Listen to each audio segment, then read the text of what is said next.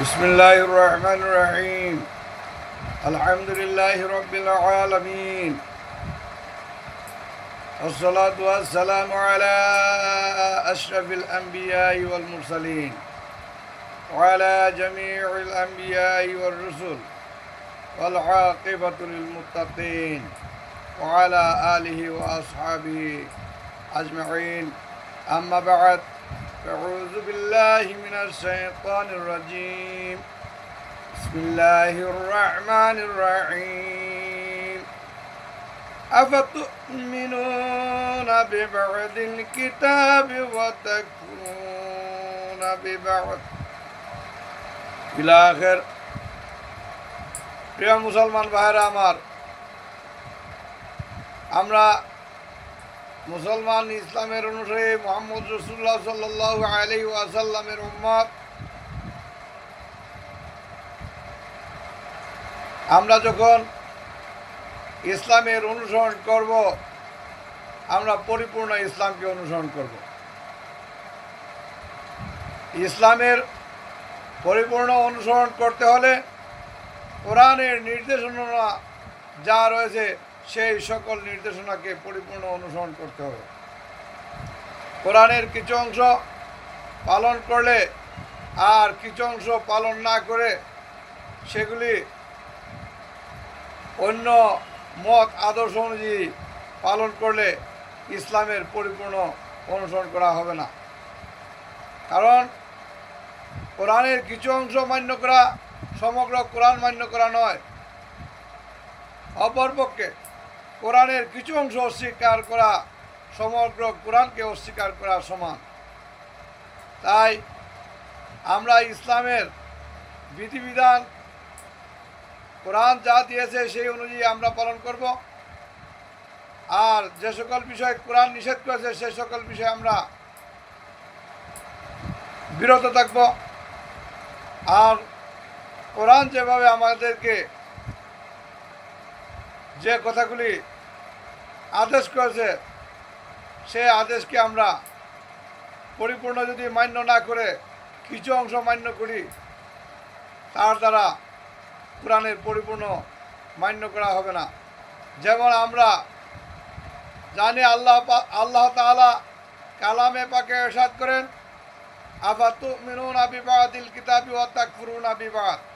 হে ঈমানদাররা, তোমরা কি কোরআনের কিছু অংশ বিশ্বাস করবে? ওয়া তাকফুরুনা বিবাদ, এবং কোরআনের কিছু অংশ তোমরা অস্বীকার করবে।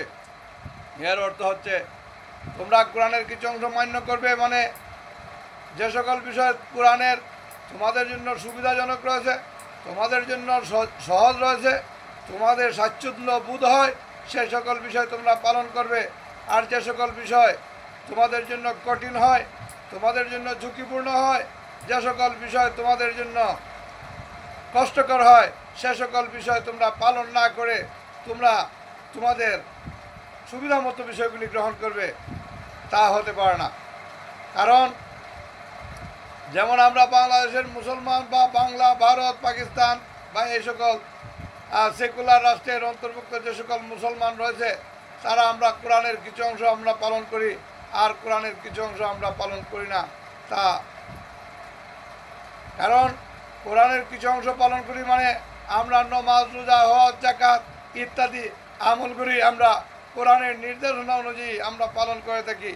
অপরদিকে আমরা রাজনীতি, শিক্ষা দীক্ষা, সমাজনীতি, অর্থনীতি এগুলির অনেকটাই আমরা পালন করে থাকি ব্রিটিশদের রেখে যাওয়া পদ্ধতি অনুযায়ী অথবা আমাদের মন করা পদ্ধতি অনুযায়ী।